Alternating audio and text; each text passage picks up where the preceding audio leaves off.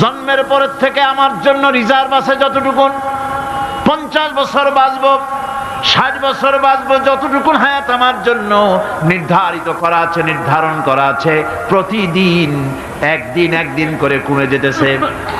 এজন্য আমি বলি, আমার বাড়িতে যে ঘড়িটা আছে, এই ঘড়িটা বেলা 1টার সময় ঢং করে একটা আওয়াজ দেয়, শ্রোতাকে শুনিয়ে দেয়, বাড়িওয়ালা তোমার জীবনের মূল্যবান হায়াত থেকে 1 ঘন্টা কমায়া দিলাম। 2টার সময় 2টা ঘন্টা লাগায় শোনায় দিল, বান্দারে তোমার জীবনের মূল্যবান সময় থেকে 2টি ঘন্টা কমে গেল। এমনি করে দিন গেল, মাস গেল, বছর গেল, আমাদের হুঁশ হলো না। সময় চলে গেল তাস খেলে খেলে, সময় চলে গেল আমাদের খেলাধুলা করে, শয়তানি বদমাশি করে। সময় কতটুকু পেলাম?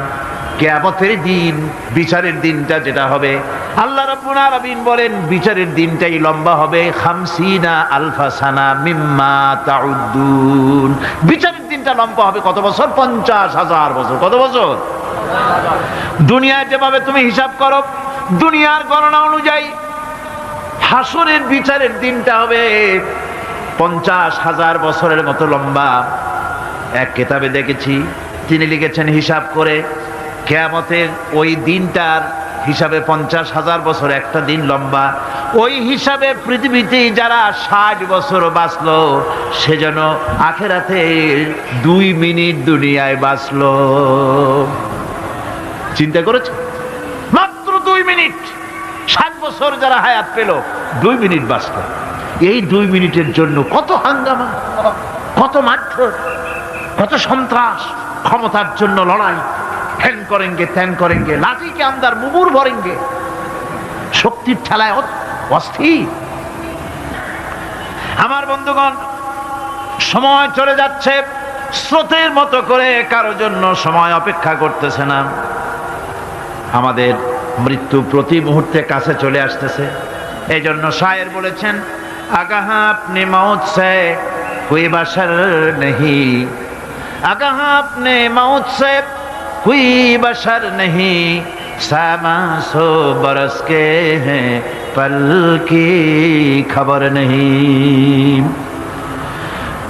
মৃত্যু সম্পর্কে আমাদের কারো জানা নাই, যে কোনো মুহূর্তে মৃত্যু আমাদের কাছে এসে যেতে পারে। মৃত্যু সম্পর্কে কিছুই জানা নাই, অথচ প্রতি মুহূর্তে আমরা মৃত্যুর দিকে এগিয়ে চলছি। মাল সামান 100 বছর কি ধরে খাবো তাও জমা করে রেখেছি, কিন্তু এক মুহূর্তের খবর নাই। মাহফিলে এসেছি, বাড়ি যেতে পারবো নিশ্চয়তা নাই। আছে? বলেন আছে? আপনি বাড়ি যাও ভালো, বসেছেন, দাঁড়াতে পারবেন এই নিশ্চয়তা আছে? নাই। সুতরাং সূরার যে সময়ের উপরে কসম করে মূলত সময়ের অপরিসীম গুরুত্ব সম্পর্কে আল্লাহ পাক মানুষকে বুঝাই দিতেছেন। সময়ের দাম দাও। আমাদের সময় চলে যায় গান শুনতে শুনতে, আশ্চর্য মলম বিক্রি করা দেখতে দেখতে, তাস পাশা খেলতে খেলতে সময় চলে যায়, কেউ খেয়াল করে না। সময় বলতে অতীত কালও হতে পারে, আবার বর্তমানও হতে পারে।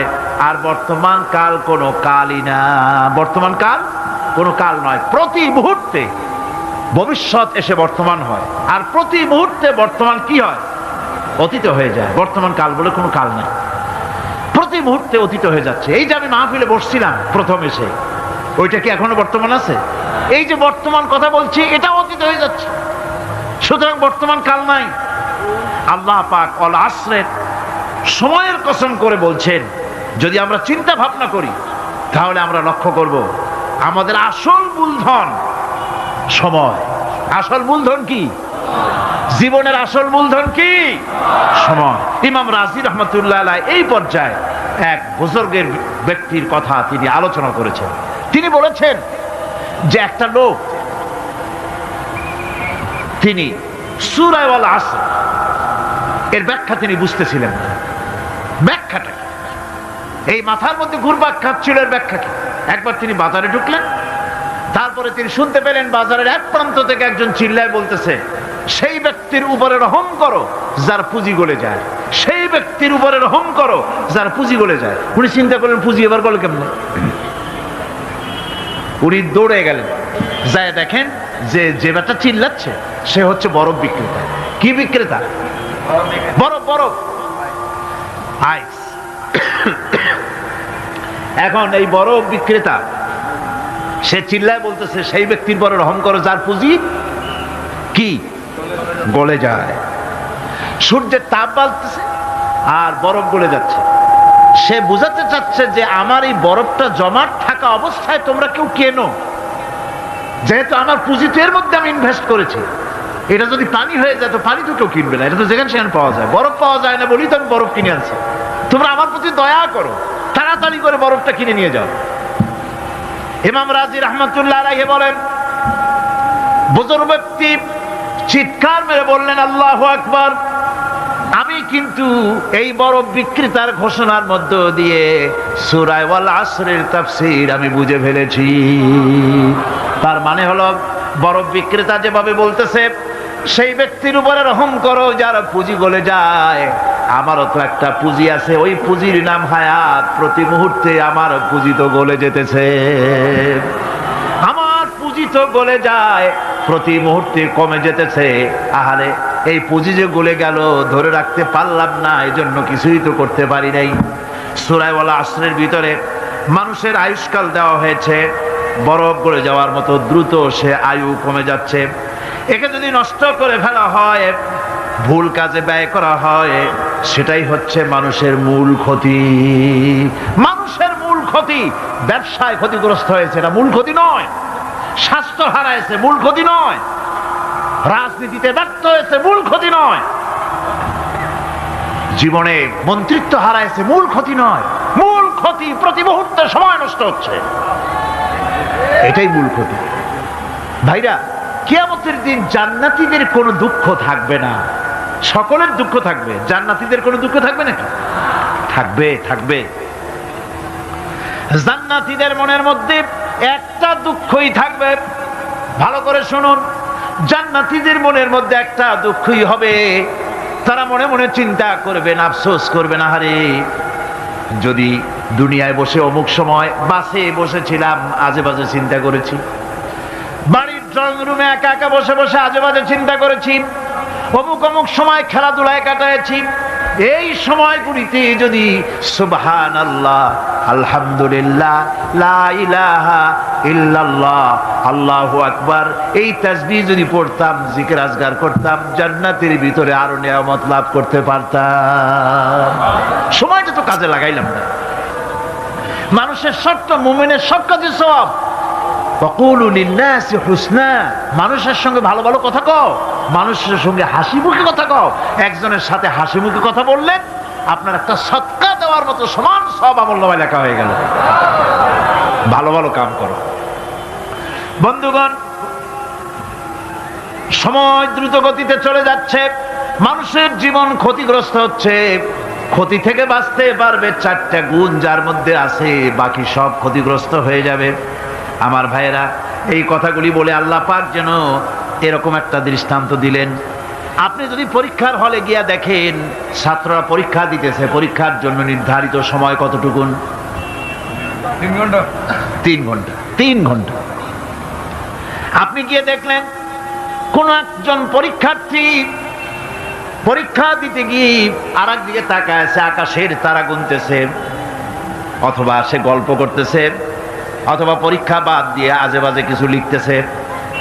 আপনি যেমন তাকে, ওই ছেলেটাকে আনবো না, গাফেল ছেলেটাকে ঘড়ির দিকে তাকায় বলেন, এই ছেলে ওই ঘড়ির দিকে তাকাও, দেখো তোমার সময় কিন্তু চলে যেতেছে মাত্র 1 ঘন্টা, আর তুমি সময় নষ্ট করতেছ। আল্লাহ যেন স্নেহ পরবশে তামাম পৃথিবীর গোলামদেরকে, বান্দাদেরকে আঙ্গুল নির্দেশনা দিয়ে বলছেন, বান্দারা প্রতি মুহূর্তে তোর জীবনের মূল্যবান সময় চলে যেতেছে, প্রতি মুহূর্তে সময় যাচ্ছে। আল ইনসান, ইনসান বলতে শুধু মুসলমান না, ইনসান বলতে কি মুসলমান শুধু না, আল ইনসান মানব মণ্ডলী, বিশ্বের সমস্ত মানুষকে আল্লাহ বলছেন, হিন্দু, খ্রিস্টান, বৌদ্ধ, নাসারা, ইহুদি, মজুসি, মুসলমান, বিশ্বের সব মানুষকে আল্লাহ বলছেন। যেহেতু আল্লাহ স্রষ্টা, মানুষের ব্যাপারে সার্বিক কল্যাণময় কথা কে বলতে পারেন? কে বলতে পারেন? সে আল্লাহ রাব্বুল আলামিন বলছেন,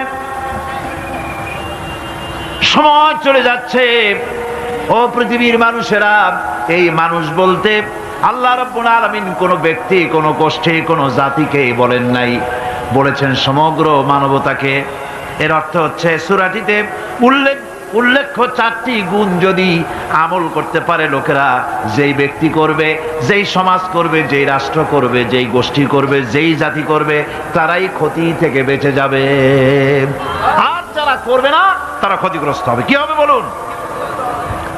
এখন আল্লাহ পাকের কথা শুনুন। আল্লাহ পাক বলছেন ওয়াল আসরি ইন্নাল ইনসানা লাফি খুসর। খুসরিন, এই যে খুসর, খাসারা, এই শব্দটা হচ্ছে আবিধানিক অর্থে ক্ষতি হচ্ছে লাভের বিপরীত। লাভের বিপরীত কি? ক্ষতি। নাফা, এই নাফার বিপরীত কি? নোকসান। খাসারাটা কি? নোকসান বলা হয় পুঁজি 50,000 খাটাইছিলাম, লাভ করতে পারি নাই, পুঁজি ঠিক আছে, এটাকে বলা হয় নোকসান। এটাকে কি বলা হয়? নোকসান। কিন্তু আমি পুঁজি খাটিয়েছিলাম 50,000 টাকা, লাভ তো হয়ই নাই, পুঁজিও চলে গেছে, আমও গেছে, সালাও গেছে, আমও নাই, সালাও নাই। এইটারে আরবিতে কি বলা হয়? খাসারা। দেউলিয়া। দেউলিয়া হয়ে গেছে। দেউলিয়াটা বোঝেন ভালো আপনারা, দেউলিয়া হয়ে গেছে। কোরআন লাভ বা সাফল্যের ধারণা যেমন নিছক পার্থিব নয়, সমৃদ্ধির কথা শুধু পার্থিব নয়, জন্ম থেকে শুরু করে মৃত্যু পর্যন্ত কোরআনের লাভের কথা যখন বলা হয় তখন জন্ম থেকে মৃত্যু পর্যন্ত, আখিরাত পর্যন্ত, কিয়ামত পর্যন্ত। ক্ষতিটাও জন্ম থেকে শুরু করে মৃত্যু পর্যন্ত, কিয়ামত পর্যন্ত ক্ষতিটাও। এই ক্ষতি থেকে বাঁচবার জন্য কোরআনে কারিমে বিভিন্ন জায়গায় এই খাসারা শব্দ ব্যবহার করা হয়েছে। আল্লাহ রাব্বুল আলামিন বলছেন ওয়ামান খাফফাত মাওয়াজিনুহু ফাউলাইকাল্লাযীনা খাসিরু আনফুসাহুম বিমা কানু বিআয়াতিনা ইয়াযলিমুন। যাদের পাল্লা ভারী হবে কিয়ামতে তারাই হবে সফলকাম, আর যাদের পাল্লা হালকা হবে, নেকির পাল্লা যাদের হালকা হবে তারা হবে ক্ষতিগ্রস্ত। তারা নিজেদের ক্ষতি নিজেরাই ক্ষতি সাধনকারী হবে কিয়ামতের দিন। কাজে মানুষের জীবনের সমুদয় কার্যাবলীর ভালো অংশ যদি খারাপ অংশের উপরে বিজয়ী হয়, তারপরে খারাপ অংশ পাওনাদারদের দিয়ে টিয়া, এরপরে যদি নেকি কিছু বাকি থাকে, তাহলে বোঝা গেল লোকটা কিয়ামতে নাজাত পাবে। আর যদি ভালো কাজের উপরে খারাপ কাজ বিজয়ী হয়ে যায় আর সমস্ত পাওনাদারদেরকে পাওনা মিটাইয়া তারপরেও পাপ বাকি থেকে যায়, এক চাইতে খাসারা পৃথিবীতে, আকাশে, জমিনে কিছুই আর হবে না। এর থেকে বাঁচার জন্য আল্লাহ পাক এই খাসারা থেকে বাঁচার জন্যই মানুষকে এই কথা বলছে। এই কথাটি কোরআনে কারিমের অন্য একটি আয়াতে আরো সুন্দর করে বলা হয়েছে। যারা নাকি এই দুনিয়ার বুকে যারা নিজেদের পুঁজি খাটাইছে, জীবনের পুঁজি সুদ কামাইতে খাটালো, জীবনের পুঁজি খাটালো হারাম কামাইয়ের ভিতরে, অন্যায় কাজের ভিতরে, যারা জীবনের পুঁজিকে আল্লাহর দ্বীনের কাজে লাগাতে পারে নাই, তাদের সম্পর্কে বলা হচ্ছে খাসিরাদ দুনিয়া ওয়াল আখিরাতা যালিকা হুয়াল খুসরানুল মুবিন। খাসিরাদ দুনিয়া ওয়াল আখিরাত, দুনিয়াও ক্ষতিগ্রস্ত, আখিরাতেও ক্ষতিগ্রস্ত। এটা হচ্ছে তার জন্য সুস্পষ্ট ক্ষতি, এর থেকে বড় ক্ষতি আর কিছুই হতে পারে না। আল্লাহ পাক কোরআনে কারীম অন্যত্র বলেছেন وَنُنَزِّلُ مِنَ الْقُرْآنِ مَا هُوَ شِفَاءٌ وَرَحْمَةٌ لِلْمُؤْمِنِينَ وَلَا يَزِيدُ الظَّالِمِينَ إِلَّا خَسَارًا। আমি এই কোরআন অবতরণের পরিক্রমায় এমন সব বিষয় অবতীর্ণ করেছি যা মুমিনদের জন্য নিরাময় এবং তাদের জন্য রহমত, আর জালিমদের জন্য ক্ষতি ছাড়া আর কিছুই বৃদ্ধি পায় না। জালিমদের জন্য ক্ষতি বৃদ্ধি পায়, আর যারা মুমিন তাদের জন্য এর মধ্যে নিরাময় আছে, এর মধ্যে রহমত আছে। অর্থাৎ যারা এই কোরআনকে যারা নিজেদের আইনের কিতাব হিসাবে গ্রহণ করেছে। কোরআনকে তাবিজের কিতাব হিসাবে নয়, ধর্মীয় কিতাব হিসাবে নয়। কোরআন সংবিধান। কোরআন কি? কোরআনকে যারা সংবিধান হিসাবে মেনে নিয়েছে, কোরআনকে যারা সংবিধান হিসাবে গ্রহণ করলো, ব্যক্তি, পরিবার, সমাজ, রাষ্ট্রে তাদের যাবতীয় মানসিক, বুদ্ধিবৃত্তিক, নৈতিক, তামাদ্দুনিক রোগের নিরাময় হবে, এর দ্বারা শান্তি হবে। কিন্তু যেসব জালিম এই কোরআনকে প্রত্যাখ্যান করেছি, কোরআনকে যারা মৌলবাদীদের কিতাব বলে, কোরআনের কথা বললে মৌলবাদ বলে গাইল দেয়, তারা তাদের কপালকে পোড়াইয়া ছাই বানাইয়া দিছে, তাদের তাদের কপাল ভস্মীভূত করে দিয়েছে। আমার দেশে, এই দেশটা কি মুসলমান বেশি না অন্য জাতি বেশি? কোন? জোরে কোন?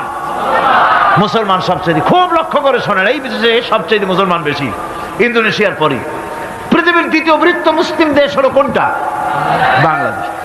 এই দেশে ইসলামরে যত গালি দেওয়া হয়েছে, কোরআনকে যত গালি দেওয়া হয়েছে, আলেমদেরকে যত গালি দেওয়া হয়েছে, রাসূলুল্লাহকে যত গালি দেওয়া হয়েছে, ইসলামী আদর্শকে যত গালি দেওয়া হয়েছে, পৃথিবীতে কোন দেশে এইভাবে ইসলামকে গালি দেওয়া কোথাও হয় নাই। এমনকি আমেরিকার মতো দেশে, ইংল্যান্ডের মতো দেশেও কোরআনের বিরুদ্ধে এত কথা কেউ বলতে সাহস পাবে না, ইসলামের বিরুদ্ধে কথা বলতে সাহস পাবে না, যেহেতু মুসলমানেরা সেখানে পাল্টা আক্রমণ করবে। আজ আমার দেশে মুসলমানের ঘরের সন্তান হইয়া ইসলামের বিরুদ্ধে তারা বক্তব্য রাখে। মৌলবাদ, মৌলবাদ, জিকির উঠে গেছে। আমেরিকার প্রেসিডেন্টরা যখন শপথ নেন, প্রেসিডেন্ট হিসেবে ওথ নেন, বাইবেলের উপরে হাত রাখেন আর বলেন, এই মহাগ্রন্থকে স্পর্শ করে শপথ নিচ্ছি, আমি আমার চিন্তা চেতনা, আমার মেধা, আমার প্রজ্ঞা সবটা আমার জাতি, আমার দেশকে উন্নয়নের জন্য, এর সমৃদ্ধির জন্য, এর সংরক্ষণের জন্য আমি আমার জীবনকে উৎসর্গ করব। বাইবেলের উপরে স্পর্শ করে এই শপথ